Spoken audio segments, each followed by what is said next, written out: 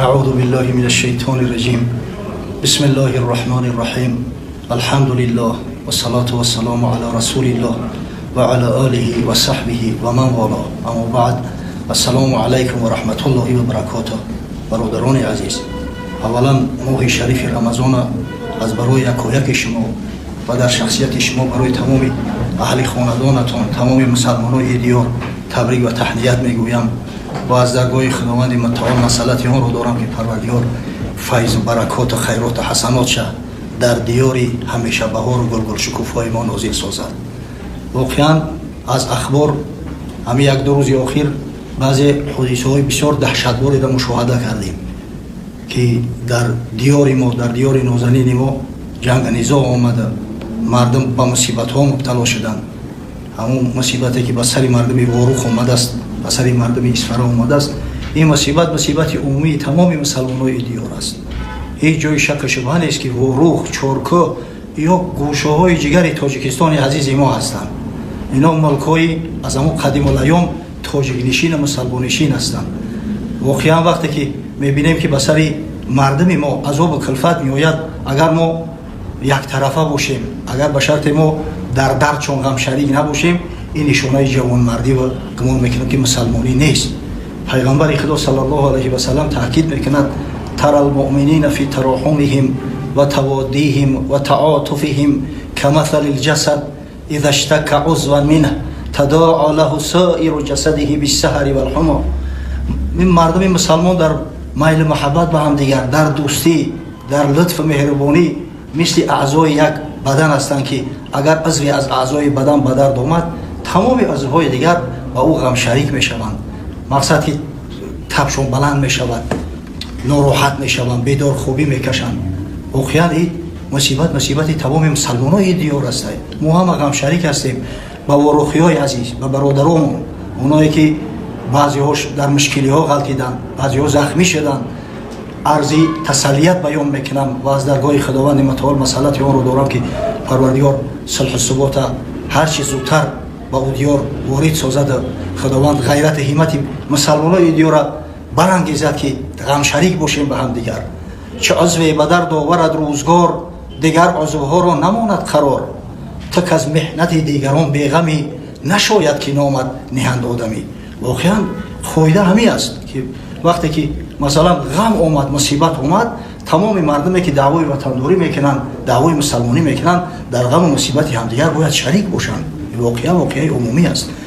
خدا کنه که این مشکلی ها از سر مردمی دیار اصفهان، دیار تاجیکستان دور گردد. انشالله ما هم یقین داریم که از دو جانب مردمی با فرهنگ و با فهم هستند و سعی میکنن که هر چیز زودتر صلح و صلاح برقرار شود. اما من گفتنی هستم با برادرای واروخی که با اطمینان کامل تمام مردای با غیرت با ناموس دیار همراه شما هستند. شما گمان نکنید که شما تنها هستید. همه در غم شما شریک هستند، همه رفیق شما هستند. ما همتنیم، هم جانیم، هم وطنیم. پروردگار از جمیع بلا و گزنده حفظتان کنه و خداوند فیض برکات و خیرات و حسنات در اسفره گلگل شکوفان همیشه نازل سازد. در این حالت و وضعیتی که ما یک دل باید باشیم، یک جان باشیم، به همه فتنه ها دست دادن گمان میکنم که اونقدر از روی شرافت جوانمردی نیست. حقیقتا وقتی که یک مشکل به سر مردم دیار اومد، تمام مردمی که خودشون تاجیک میدونند، خودشون مسلمان تاجیکستانی میدونند، در هر گوشه و کناری که نباشند حتما باید هم‌آواز شوند، همدرد شوند. ابن کثیر در کتاب البدایه و نهایه تاریخ معروفش می‌گوید که در زمان جنگ‌هایی که بین حضرت علی کرم الله وجهه و امیر معاویه رضی الله تعالی عنه برگزار میشد، قیصر روم به شام هجوم کرد و شهر رقه را اشغال کرد. معاویه رضی الله عنه با قیصر روم مکتوب نوشت و تاکید کرد که بدبخت گفت اگر از ملک سرزمین ما خارج نشوی، با پسرمکم علی صلح میکنم و تا آخران قطره خون بر ضد مبارزه میبریم همراه.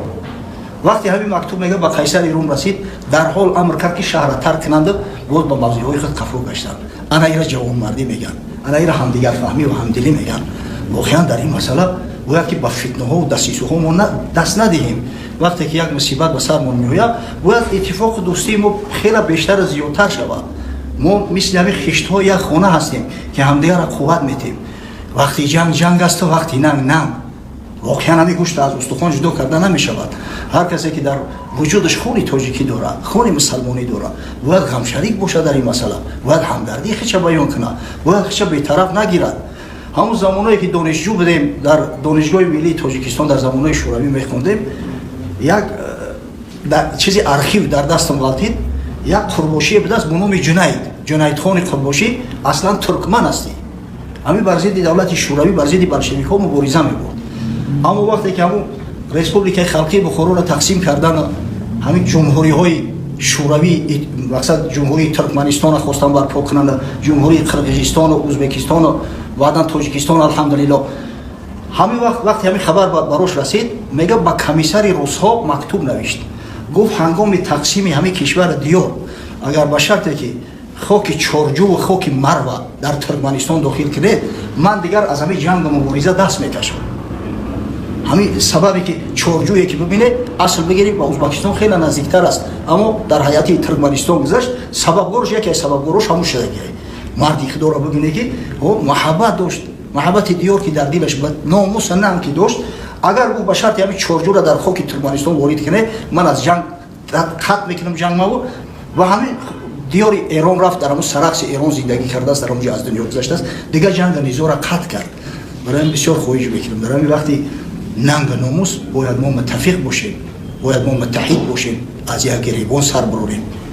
бародарои азиз, ба фитнаву дасисаҳо дода нашавем. саъй кунед ки ин фитнаву дасиса решабаркана ҳеҷ вақт фоидаву манфаат намеорад. парвардигор диёри азизи моро аз тамоми фитнаву дасисаҳо ҳифз кунад. худованд баракотша ҳаргиз аз ин диёру аз ин сарзамин мунқатиъ нагардонад.